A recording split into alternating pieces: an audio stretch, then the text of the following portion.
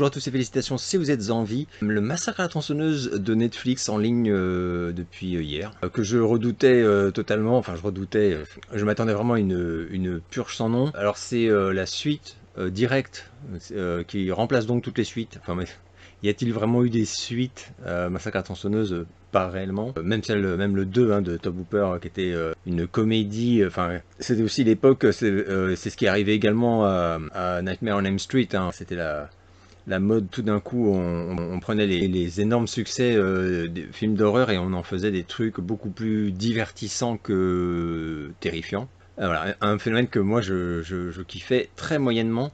Et alors autant pour d'ailleurs la saga Les Griffes de la Nuit, j'ai quand même trouvé qu'il y avait de la qualité, enfin que ça restait quand même passable quoi. Autant c'est vrai que le Massacre à la tronçonneuse 2, c'est pas possible, j'ai détesté, enfin j'ai pas compris en fait, j'ai pas compris. J'ai compris, mais je n'ai pas apprécié, on va dire. Alors, le film original de 74, si je ne dis pas de bêtises, Massacre à la tronçonneuse, c'est pour moi un chef-d'œuvre, un vrai chef-d'œuvre. Un film qui a été quand même classé X et ensuite interdit aux moins de 18 ans en France, voire même je crois interdit tout court dans certains pays. Enfin pour dire le choc que ça a été. On avait réussi à aller au vidéo club avec mon pote quand j'avais 12 ans, 11-12 ans, et je me le suis mangé dans la figure, ça m'a traumatisé. J'ai trouvé le film mais terrifiant, vraiment terrifiant. Je l'ai revu bien sûr, et je le trouve toujours aussi efficace. Et d'ailleurs, comment dire, il y a quelque chose de tellement minimaliste et en même temps, il y a une patte quoi en fait dans ce film qui le rend un peu intemporel. Pour moi, c'est un film qui pour moi non seulement il a bien vieilli, mais en réalité il a pas vieilli. Enfin, je trouve. Voilà, donc ouais. Et ce que j'ai adoré dans ce film, c'est notamment que, mais comme c'était le cas à l'époque dans les films d'horreur quoi, et il y a évidemment aucun humour, c'est-à-dire que le but est juste de te traumatiser quoi. Et sur moi ça avait marché puissance 1000. Je vénère ce film, mais du coup je le dis tout de suite d'entrée de jeu pour que vous sachiez, comprendrez peut-être mieux mon avis après sur cette suite Netflix. J'ai détesté toutes les suites, j'ai détesté le remake, enfin j'ai trouvé qu'à chaque fois ça tirait vers le bas le film initial quoi. Et pour moi, Massacre à la tronçonneuse, je comprends la tentation des studios de faire du pognon à tout prix, etc. Autant pour Massacre à la tronçonneuse, ça m'a toujours fait chier, quoi, en fait. Parce que pour moi, c'est ce film-là, faut pas y toucher. Enfin, même le perso, enfin, il est pas drôle. Enfin, c'est un truc, bref. Mais bon, il est devenu donc une espèce de caricature, comme les autres rock mitaines là que je viens de citer. Et du coup, on fait un peu ce qu'on veut avec. C'est open bar. Donc là, j'ai tout de suite compris dès que j'ai vu la bande-annonce, je crois que j'en avais parlé dans une vidéo, que j'allais détester parce que dans la bande-annonce, on a tout de suite le ton et donc évidemment qu'on va pas du tout avoir peur. C'est absolument pas le but. Le but est de divertir, voilà, à la cool, un peu comme ça a été le cas avec le dernier Scream. Et comme ça avait été le cas d'ailleurs aussi un peu avec, enfin même pas qu'un peu, complètement avec les derniers Halloween. J'inclus oui, les deux derniers, puis voilà, celui qui arrive là, Halloween Ends, je pense que ça va pas être mieux. Que moi donc je n'ai absolument pas apprécié, pour mille raisons, mais principalement pour toutes ces touches d'humour qui sont injectées. Voilà quoi, chez moi ça ne passe pas. Alors j'ai vu que le film a été réalisé par un mec qui s'appelle David Blue Garcia, très très beau nom, mais ça va s'arrêter à peu près là pour moi parce que j'ai regardé sa filmo, il a fait peu de choses, et dans ce peu de choses il n'y a rien que j'ai vu, donc voilà, et rien qui me fasse envie d'ailleurs, parce que des fois je me plonge et je découvre des trucs que j'ai pas vus et ça me donne envie. Et voilà, je le dis franchement, donc je n'ai absolument pas aimé ce film, qui dure donc comme 1 h 15, ça donne tout de suite le ton. Et pourtant, il y a quand même un premier exploit sur moi, c'est que cette 1 h 15 m'a semblé interminable. Mais vraiment interminable. Et je me suis vraiment, je me suis retenu de faire x2 sur certaines scènes parce que c'était pas possible, quoi. Tellement c'était lent pour rien. J'étais sur le postérieur quand j'ai vu que, je dois le dire quand même par honnêteté, ce film récolte de bonnes critiques. Ah ouais, voilà, je comprends pas, je comprends pas. Et quand je dis de bonnes critiques, je veux dire que j'ai vu que dans Télérama, eh ben ils ont aimé. Ah ouais, ils ont trouvé que c'était bien. Bien pour ce que c'est, mais ils ont trouvé que c'était bien, que c'était fun et tout, que c'était, qu'il y avait des plans réjouissants. En fait, ils en attendaient pas autre chose. C'est un peu aussi ce qu'ils expliquent. Et Première aussi a aimé. Et Première, c'est pareil, c'est qu'en fait ils disent que c'est chouette et tout, que c'est agréable à regarder, que c'est fun, et que notamment, et Télérama fait la même remarque, c'est ce qui est marrant, c'est que les héros sont des têtes à claques insupportables qu'on a envie de voir crever dès le début, et que donc bah on est du côté de Leatherface, et que il y a un truc un peu voilà jouissif, décomplexé, de voir c'est que finalement quelque part le gentil dans le film dès le début, et c'est vrai, c'est Leatherface qui fait pitié, il est presque touchant. Bon, il sort avec sa mère, je vais pas spoiler du tout, hein, mais il a tout d'un coup, il a des motifs, enfin, voilà, c'est pas gratuit, et puis, ouais, il fait de la peine d'une certaine façon. Alors donc moi, j'ai détesté cet axe-là, quoi, parce qu'évidemment, dans Massacre à tronçonneuse, pour éveiller une pure terreur en toi, il est évident qu'on ne te... Enfin, tu n'as aucune compassion pour la famille qu'on voit dans Massacre à tronçonneuse version des années 70. Tu n'as aucune compassion, quoi. Tu es juste terrifié, quoi. Bon, voilà. Donc là, voilà, c'est un parti pris, c'est complètement différent.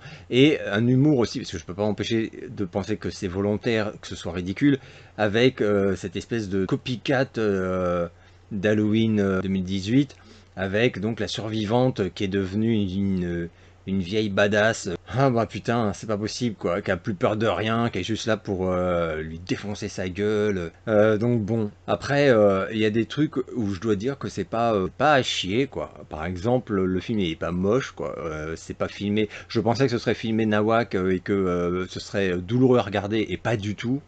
Il y a des plans assez beaux même, hein, franchement, hein. Il y a des séquences très cool, des images vraiment qui pourrait être iconique si le film était pas si moisi. Tout le monde va parler de la séquence dans le bus, qui démarre très mal pour moi, parce que c'est vrai que les vannes avec les smartphones, c'est pas possible quoi.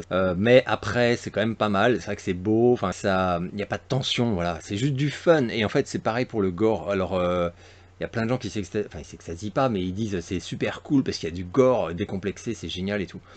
Et moi, je trouvais ça total la yesh. Ah, j'aime pas le gore, hein. Je crois que, enfin, je le répète depuis le début de ma chaîne. Je suis pas un fan de gore, donc quand il y en a un peu pour mixer en garniture, on va dire, d'une terreur qui est beaucoup plus psychologique, etc. Je kiffe complètement, quoi. Mais quand c'est, voilà, quand c'est du gore, c'est-à-dire que vraiment on cherche à te caresser dans le sens du poil, à te faire plaisir à l'œil avec des trucs voilà, dégueux. Moi, ça, on me perd complet quoi. Et là, il y a vraiment, c'est trop beau, c'est du gore beau en plus. Enfin voilà, et l'image est magnifiquement léchée, donc en fait, ça fait pas peur du tout. C'est même pas dégoûtant. Franchement, il y a une scène avec une tête qui se fait défoncer par exemple, et vraiment. Bah, ça fait rien en fait. Enfin, effectivement, ça peut être drôle. Enfin, j'imagine très bien que des ados de 14 piges, ils regardent ça en mangeant des pop-corn devant Netflix et ils se marrent quoi. Ils font ah trop cool. Voilà. Donc c'est l'antithèse de par exemple de que moi j'ai ressenti devant le premier Massacre à la tronçonneuse, qui d'ailleurs est en gros pas gore du tout. C'est-à-dire que les gens ont une image de Massacre à la tronçonneuse, ah, ça doit gicler partout tout le temps parce que tronçonneuse. Mais quand on regarde le film, il y a très peu de sang, il y a très peu de plans qui te soulèvent le cœur. C'est pas ça qui fait peur. C'est pas ça l'horreur. L'horreur, c'est le piège. Et le côté réaliste t'asphyxie, enfin moi en tout cas qui m'avait totalement asphyxié, le côté ultra réaliste de tout le film. Donc là voilà, là c'est un peu l'inverse, c'est-à-dire que c'est un jeu de massacre de bouffonne. L'actrice principale, dont j'ai pas relevé le nom, est réellement insupportable. Et le reste de la bande, c'est à peu près pareil.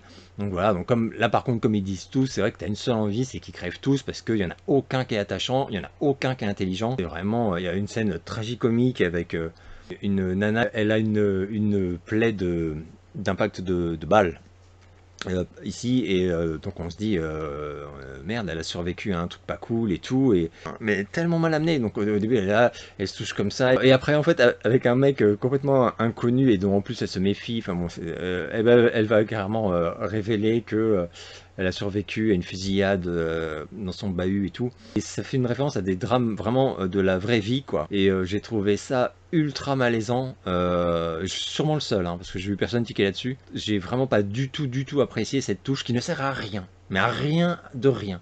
Parce que, en fait, elle est censée être traumatisée par les armes à feu. Du coup, on imagine donc que ça fait longtemps qu'elle est traumatisée. Or, dans le film, pas trop en dire, mais bon, elle va vite s'en remettre, quoi, de son trauma des armes à feu. C'est complètement bidon. Et ça, je trouve ça, j'ai pas trop kiffé je trouve que c'est très opportuniste pour donner genre 2 secondes de sérieux dans un film qui est vraiment tout sauf sérieux. Pour le reste, donc ça se passe une quarantaine d'années, si ma mémoire est bonne, après donc les événements du premier film, donc des années 70. D'ailleurs l'intro est complètement pété quoi. Peut-être un mot quand même sur la légèreté avec laquelle tout est traité, mais vraiment, vraiment tout. Il y a quand même un truc qui m'a fait un peu rire, c'est... alors ouais, mais ça c'est du spoil du coup. Bon, moi je vous fais un petit décompte, comme je sais que tout le monde adore. 5, 4, 3, 2, 1, spoil. Donc c'est la mort de Sally, donc la survivante du film original. Qui est, mais alors...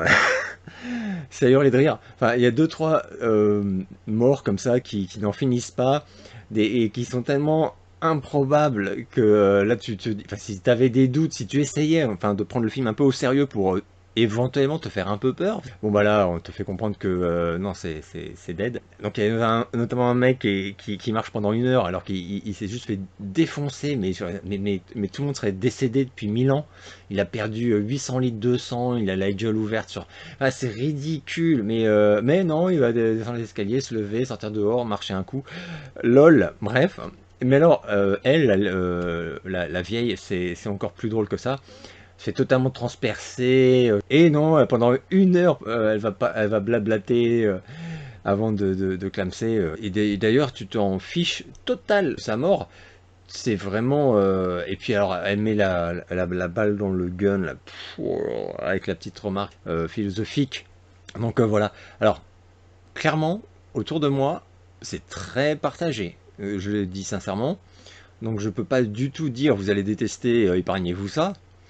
Parce que c'est presque du 50-50 dans ce que je vois de réaction de mon entourage. Voilà. Donc il y en a vraiment qui ont détesté comme moi. Trouve ça. C'est même pas que j'ai détesté, c'est que j'ai. Il y a bien pire, hein. Mais c'est que c'est un navet, c'est une merde, ça ne sert à rien. C'est un truc tout pourri. C'est un film qui va nulle part, qui raconte rien finalement, quoi. Enfin, c'est du. Voilà, je sais pas comment dire. C'est du vide sur 1h15. Donc voilà. Mais en souillant pour rigoler, ce qui pour moi est un chef-d'œuvre ultra sérieux, du coup ça fait yesh quoi. Bref, à côté de ça, il y a des gens qui ont vraiment kiffé. Moi j'ai passé un super mauvais moment. J'espère que vous allez bien et je vous donne rendez-vous très bientôt pour une nouvelle vidéo.